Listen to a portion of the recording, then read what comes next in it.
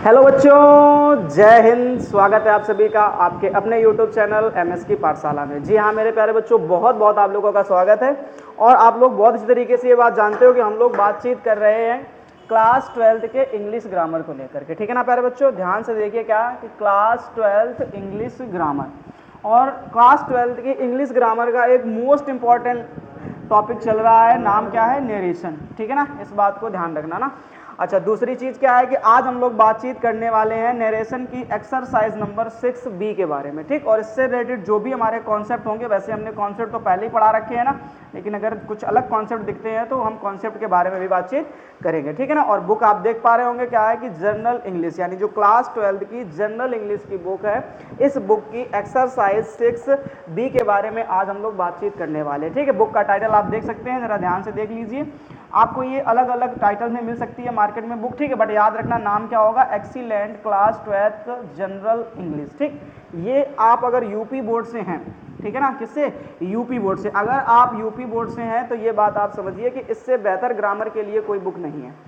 समझ दो बात को। ठीक है, मैं अपने 5-6 साल के एक्सपीरियंस से आपको बताता हूँ कि जितना भी ग्रामर का पोर्शन आने वाला है आपके एग्जाम में, बोर्ड एग्जाम में, ठीक है, तो ये समझ लीजिए इसी बुक से ही आएगा। बाहर से कहीं आपको एक नंबर का नहीं देखने को मिलेगा। ठीक, और बड़ी अच्छी बात है कि इसी एक्सीलेंट ग्रामर बुक की हम लोग एक्सरसाइज सॉल्यूशन सीरीज स्टार्ट कर चुके हैं। ये बात मैं आपको हर बारी बताता हूँ, एक बारी फिर से सुन लीजिए। ठीक, और हमारा जो टॉपिक चल रहा है वो क्या चल रहा है?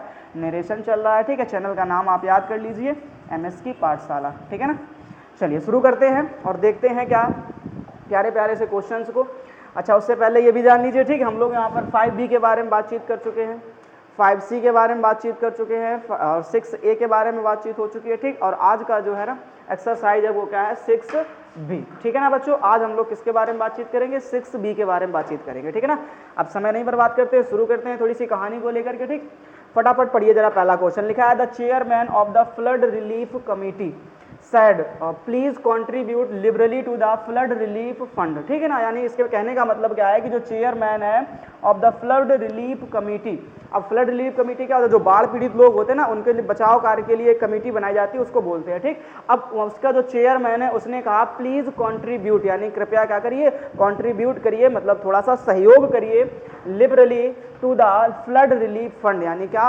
लिबरली मतलब निस्वार्थ भाव से, और किसमें करिए? द फ्लड रिलीफ फंड, यानी जो बाढ़ पीड़ित लोगों के लिए फंड इकट्ठा किया जा रहा है ना, उसमें थोड़ा थोड़ा सब लोग क्या करिए? योगदान करिए। ठीक, अब इसका कॉन्सेप्ट क्या कहता है? अगर आपने पिछली क्लास देखी होगी तो मजा आएगा आपको। ठीक है ना। अब यहाँ पर ध्यान से देखिए, एक वर्ड लिखा है प्लीज। क्या लिखा हुआ है बच्चों? प्लीज लिखा हुआ है। ठीक, अब जहां कहीं भी आपको हमने कहा था 3 वर्ड याद कर लीजिए, सर मिल जाए, प्लीज मिल जाए, काइंडली मिल जाए। फिर सुनो ध्यान से, सर मिल जाए, प्लीज मिल जाए, काइंडली मिल जाए। अगर आपको ये 3 शब्द कहीं भी देखने को मिलते हैं तो आपको ये बात समझनी है ध्यान से, क्या कि आपको सैड को बदल देना होता है किसमें? ध्यान से देख लीजिए, मैं यहाँ पे लिखे दे रहा हूँ। ठीक है ना, तो सैड को हम बदल देते हैं किसमें? रिक्वेस्टेड में। ये बात आप अच्छे तरीके से ध्यान से समझ लीजिए, किसमें बदल देना होता है? रिक्वेस्टेड में बदल देना होता है। बात समझ में आ गई? कब बदलना है रिक्वेस्टेड में? तो आपको सर मिल जाए, प्लीज मिल जाए, काइंडली मिल जाए, ठीक, या कभी कभी रिक्वेस्ट का भाव ही पता चल जाता है पढ़ने से ही, है ना, तो वो भी बात ध्यान रखेंगे। ठीक, और दूसरी कहानी क्या है?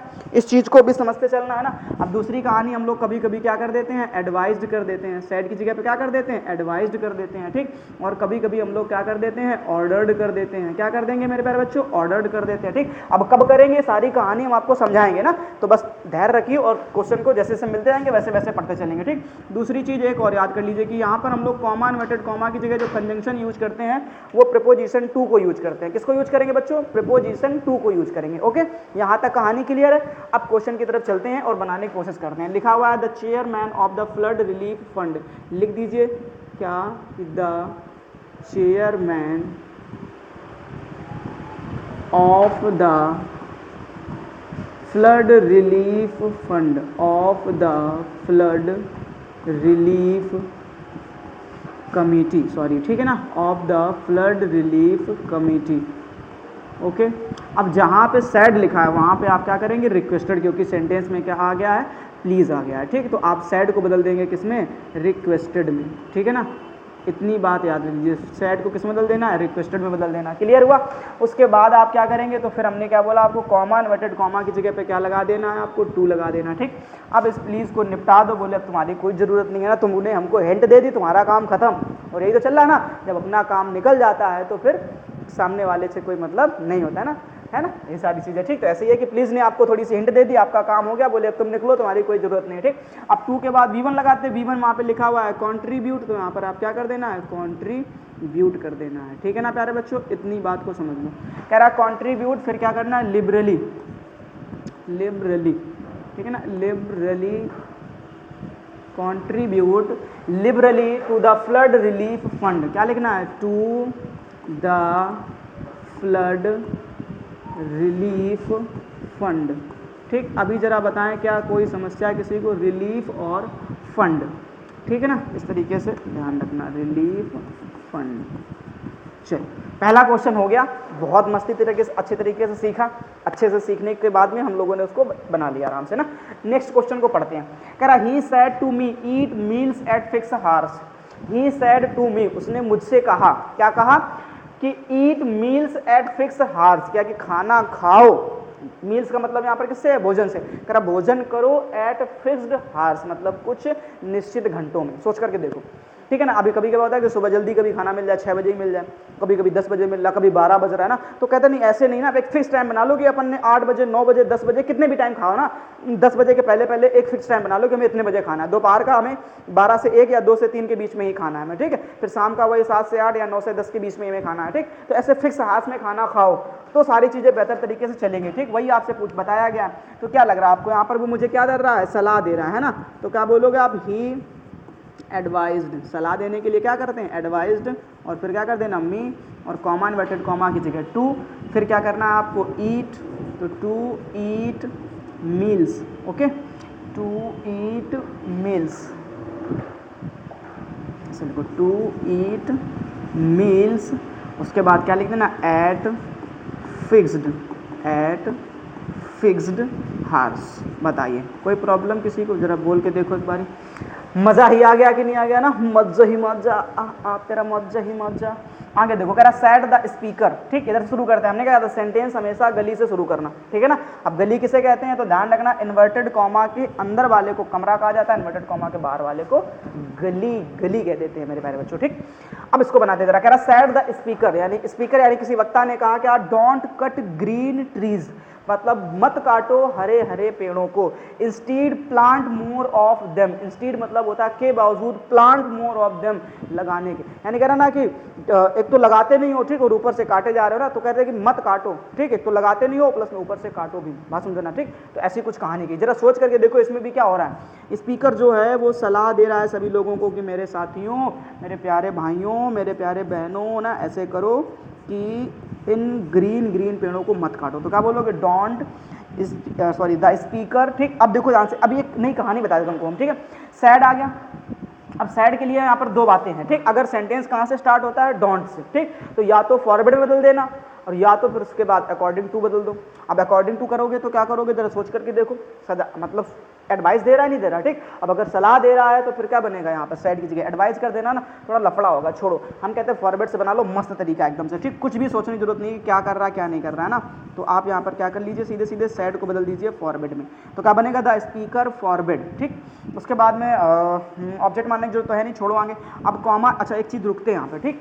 अब अगर ऐसी कुछ कहानी है तो फिर हमें यहाँ से डू नॉट की कोई ज़रूरत नहीं पड़ेगी, ठीक। अगर फॉरवर्ड लिख दिया साइड की जगह पे तो डू नॉट की कोई ज़रूरत नहीं पड़ेगी, ठीक। वैसे मैंने पिछले लेक्चर में 6A की जो एक्सरसाइज थी वहाँ पर मैंने इस कॉन्सेप्ट को बताया था, है कि नहीं, ठीक। जिसने देखा होगा उसको पता होगा ना। चलिए शुरू करते। तो क्या बोलोगे, द स्पीकर फॉरवर्ड, उसके बाद में क्या लिखना है, टू कट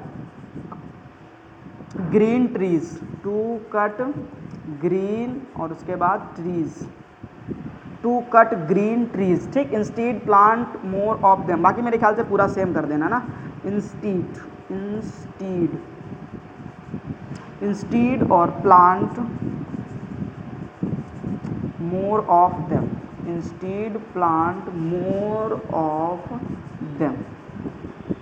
चलिए हो गया ना। जादू तेरी नजर, है ना, सुना नहीं सुना, जादू तेरी नजर, है ना। Doctor said to the patient, doctor ने पेशेंट से कहा, लाई ऑन दिस टेबल, इस टेबल में लेट जाओ। डॉक्टर ने क्या कहा पेशेंट से कि इस टेबल में लेट जाओ, ठीक है ना, इस टेबल में लेट जाओ, ठीक। क्या लगता है क्या होना चाहिए, क्या बोल रहा है डॉक्टर, क्या करेगा, सोचो उन तीनों बातों में सोचो, ठीक। रिक्वेस्ट कर रहा है, एडवाइस करेगा, ऑर्डर करेगा, हे देवी जी, हे प्रभु इस टेबल में आप लेट जाओ, ऐसे बोलेगा क्या, है ना, ऑर्डर करेगा ना बच्चा, क्या करेगा, ऑर्डर करेगा, ठीक। तो आप क्या बोलेंगे कि द डॉक्टर, ठीक, ऑर्डर्ड कर देना, क्या कर देना, ऑर्डर्ड कर देना, ठीक। तो क्या बनेगा, ऑर्डर्ड द पेशेंट, यानी डॉक्टर जो है वो पेशेंट को क्या करेगा, आदेश देगा, समझ में आ रहा है, ठीक। उसके बाद कॉमा इन्वर्टेड कॉमा की जगह पे क्या कर देना है, टू, उसके बाद क्या हो जाएगा, लाई, ठीक, और उसके बाद ऑन, दिस का क्या कर देना है, दैट, और फिर टेबल। ओके, कोई प्रॉब्लम इन क्वेश्चंस को बनाने में ना, मजा ही आ गया ना, मजा ही आ गया। फटाफट स्क्रीनशॉट लो फिर अगर मजा ही आ गया तो। अगला क्वेश्चन देखते हैं। अगला क्वेश्चन क्या कहता है मेरी जान, देखो ध्यान से, कह रहा the doctor said get you, ये क्या हुआ, get you children vaccinated against dangerous diseases, ये क्या ना, यहाँ पे यू नहीं बच्चा, क्या होना चाहिए, योर होना चाहिए। देख लेना ना, बुक में देख लेना, थोड़ा सा ये टाइपिंग में मिस्टेक हो गई है। ओके, चलिए शुरू करते हैं। क्या कह रहा है कि मीनिंग निकालो, द डॉक्टर सेड, डॉक्टर ने कहा get your children vaccinated against dangerous diseases, मतलब डॉक्टर ने कहा कि तुम्हें अपने बच्चों को वैक्सीनेटेड यानी वैक्सीन लगवानी चाहिए, अगेंस्ट के विरुद्ध, डेंजरस डिसीजेज यानी खतरनाक बीमारियों के विरुद्ध अपने बच्चों को वैक्सीनेटेड करवाओ, वैक्सीन लगवाओ। सोचो, है ना, अभी कोरोना आया था, है 2020 के आसपास का, ठीक। तो जरा सोचो, वहाँ पर हर किसी को वैक्सीन लगवानी पड़ती, नहीं लगवानी पड़ी, ठीक है। अब आप में से बहुत से लोग होंगे जिन्होंने वैक्सीन लगवाई होगी, और कुछ लोग तो बड़े जिद्दी थे, बोले हम तो लगवाएंगे ही नहीं, मोदी जी ने बनवाई है क्या, है ना। चलिए फिलहाल हम अपन क्वेश्चन की तरफ आते हैं ना, फालतू की बातें नहीं करते, जरा ध्यान देना, ठीक। तो क्या करेंगे, द डॉक्टर सेड, अच्छा ये क्या कर रहा है, एडवाइस कर रहा है ना कि यार सभी लोग लगवा लो, ठीक है, ताकि इस बीमारी से बचे रहो, ठीक है ना। तो अब क्या करेंगे यहाँ पे कि तो द डॉक्टर, क्या हो जाएगा बच्चों, द डॉक्टर, ठीक। अब साइड की जगह पे क्या कर दो, एडवाइज्ड, क्या कर दो, एडवाइज्ड कर, ठीक। अब एक सेकेंड और रुक जाओ, हमने तुमको ये बात बहुत बारी बताई है कि अगर कमरे के अंदर कभी भी यू के परिवार का मिले और गली में ऑब्जेक्ट ना हो तो मान जरूर लेना, है ना, इस बात को ध्यान रखना, ठीक। तो अब अपन ने ऑब्जेक्ट मान लिया, क्या मान लिया, मी मान लिया, ठीक। कॉमा इन्वर्टेड कॉमा की जगह पे टू लगा दिया, उसके बाद में क्या लिखा है, गेट। अब देखो योर आ गया कि नहीं, यू के परिवार का है कि नहीं। अब किसके पास जाएगा, सेकंड पर्सन है तो मी के पास, यानी ऑब्जेक्ट के पास जाएगा। अब मी के परिवार में तीसरे नंबर में आपको क्या मिलेगा, my children, vaccinated, my children vaccinated, ठीक। और फिर क्या करना, अगेंस्ट, और फिर क्या लिखा, डेंजरस डिसीजेज, अगेंस्ट डेंजरस, ठीक। और फिर क्या है, डिसीजेज। चलिए ठीक, बताइए कोई दिक्कत किसी को, मेरे ख्याल से कुछ भी नहीं दिक्कत होनी चाहिए, है ना।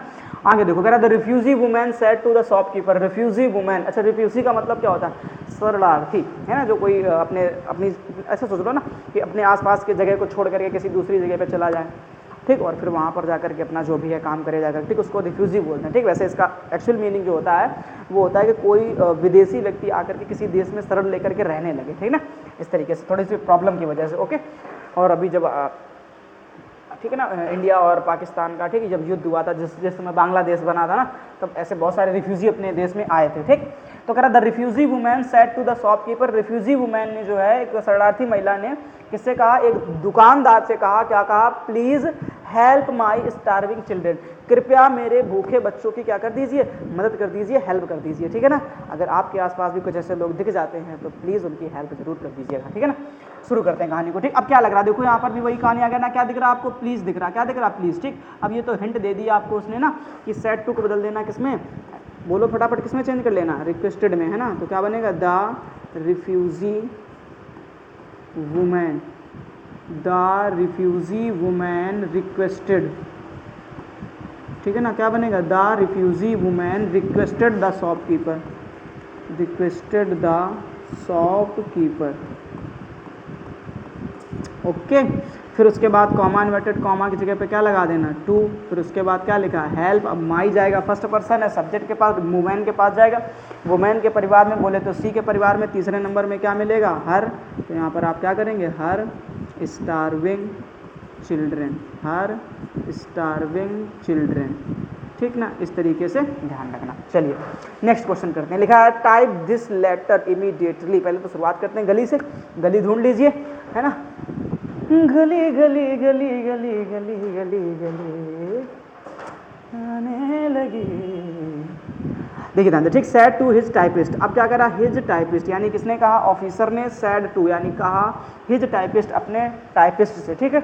मतलब एक ऑफिसर ने, किसी ऑफिसर ने अपने टाइपिस्ट से कहा, क्या कहा, टाइप दिस लेटर इमीडिएटली, यानी इस लेटर को तुरंत के तुरंत टाइप करो, एंड टेक केयर दैट, और इस बात का भी बड़ा ध्यान रखना, there are not typing mistake, कि कोई भी टाइपिंग मिस्टेक नहीं होनी चाहिए, ठीक है ना। किसी ऑफिसर ने अपने टाइपिस्ट से ऐसी बात कही कि फटाफट कोई लेटर दिया होगा, ठीक, उसको क्या करो, फटाफट टाइप करके दिखाओ, और एक बात का विशेष ध्यान रखना कि कोई गलती ना हो, ठीक है ना। आप भी जब एग्जाम देने जाना तो गलती करने के चांस 0.00001% रखना, ठीक, और ये तभी पॉसिबल है जब आप आज से मेहनत करना शुरू कर देंगे, ठीक है ना मेरी जान। आगे देखते, लिखा है the officer said to his typist, क्या बोलोगे, द ऑफिसर।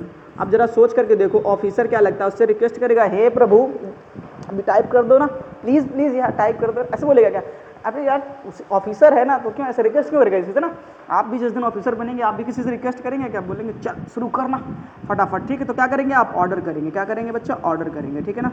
तो ऑर्डर्ड हो जाएगा, the officer ordered his typist, his typist. चलिए यहाँ तक तो कहानी क्लियर। उसके बाद आप क्या करेंगे, कॉमा इन्वर्टेड कॉमा की जगह पे लिखेंगे टू, फिर क्या लिखा, टाइप दिस लेटर इमीडिएटली, ये तो पूरा सेम कर दीजिए, to type this letter, type this letter immediately, immediately,